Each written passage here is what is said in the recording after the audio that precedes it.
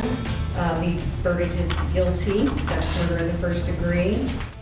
Jeremy Christian tonight guilty on all 12 charges in the Max Train murder trial. Christian showing no emotion there in the courtroom as he hears that decision following a weeks-long trial.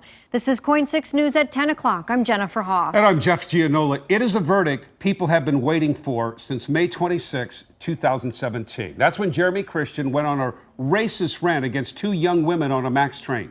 He then attacked three men, two of whom tried to intervene. Ricky Best and Talijah Namke-Mache were killed. Another man, Micah Fletcher, survived but was severely wounded. The murder trial started at the end of January with about 3 weeks of testimony, with the jury starting deliberations just yesterday morning, reaching a verdict this afternoon. And we had reporters inside and outside the courthouse for hours this afternoon, getting reaction then from the victims' families moments after those verdicts were read. Let's switch to Jenny Young live tonight with what's next for some of those families. Jenny? Well, Jeff, Jennifer, we still have the sentencing phase of this trial. Jeremy Christian will soon know his fate, and those families say whatever it is, regardless of what it is, they are thankful that that verdict was guilty, giving them some closure to move forward. Impaneled and sworn in the above entitled cause. Guilty on all 12 counts. I feel justice has been served. Jeremy Christian is now a convicted murderer. The jury deliberated almost 11 hours over the span of 2 days before the verdict was read at 3:30 on Friday afternoon. As long as this took and not having been participating in something like this, yeah, I was kind of concerned what they were kind of deliberating over. Shortly after the verdict, Michael Fletcher spoke from his heart about the toughest moments of the trial.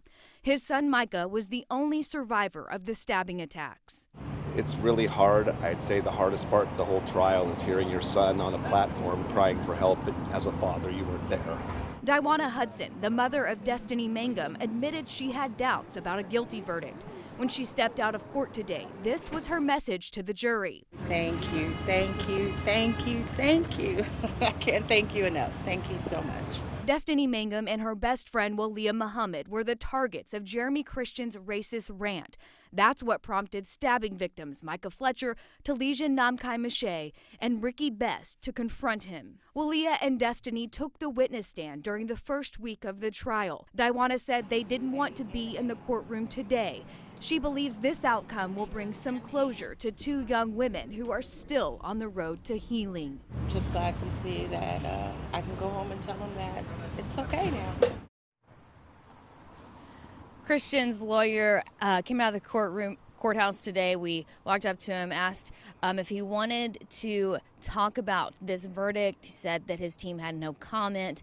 As far as the prosecution, we are still working to get reaction from them. Jeff, Jennifer, back to you. And our team coverage of the Jeremy Christian verdict continues with our reporter Jennifer Dowling. Now, we know that Jen talked with Talijah Namke-Mache's mother, but Jen, you also talked to the Max riders who were there where you are, and they said they're pretty relieved about this verdict. Absolutely, Jennifer and Jeff. In fact, here on the Max platform where that attack happened, there is a permanent memorial, but there's also a growing memorial here of flowers being left by those who are happy that a verdict finally came down. And we talked to Asha Deliverance tonight, Talijah's mom, and she says that this process, this trial, has restored her faith in humanity. It seems as fresh as like last month. Tommy Reen dropped off flowers at the Max platform after hearing the verdict. She says she nearly got on the same train carrying Jeremy Christian, heading for a tragic fate here in the Hollywood district. Was almost on that very train. I came this close to being on the jury.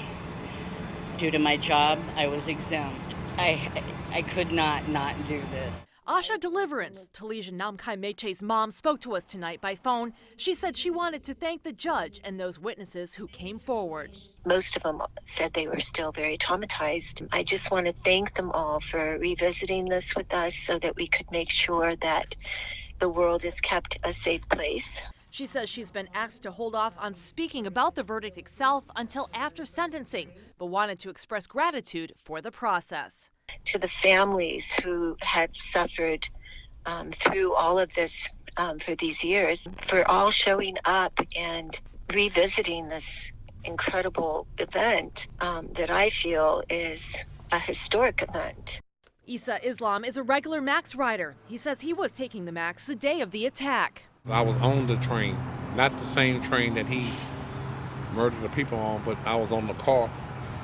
And when the train stopped, everybody jumped off the train and started running and screaming, and he didn't run. He walked down, made the right turn in front of LA Fitness. They caught him. He says years later he can still feel the impact of that day. People just gotta be careful and mindful when they're on the train. Still got people out there like him because they're on the train every day.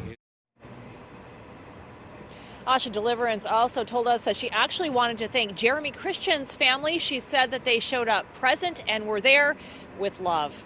Back to you.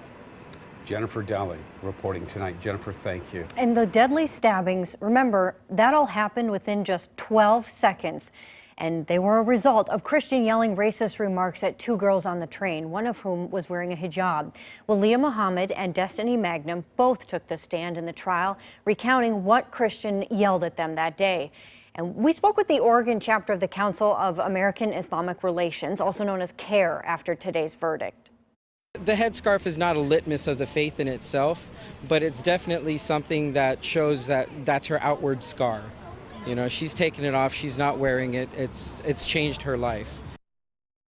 Well, Leah Muhammad telling us that she has stopped wearing a hijab ever since that attack.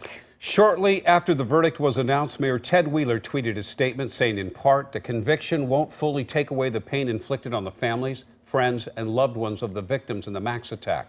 But the hope is that they find relief in the legal justice that was served today. And Portland's police chief Jamie Resch also tweeting her reaction, saying, while the criminal phase of this event has concluded, the deep impacts of the loss of lives for the families, friends, and our community will not be forgotten. So what's next? Well, there will be a hearing next Tuesday to discuss what they call possible enhancements.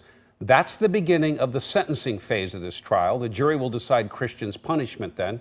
Christian faces a maximum sentence of life in prison without parole. If you want to go back through the trial, full of emotional testimony, witness video, and outbursts in the courtroom, you can go to KOIN.com. We also have an interactive timeline of events and digital first reporting from inside the courtroom. You can also find podcasts with in-depth conversations about the trial.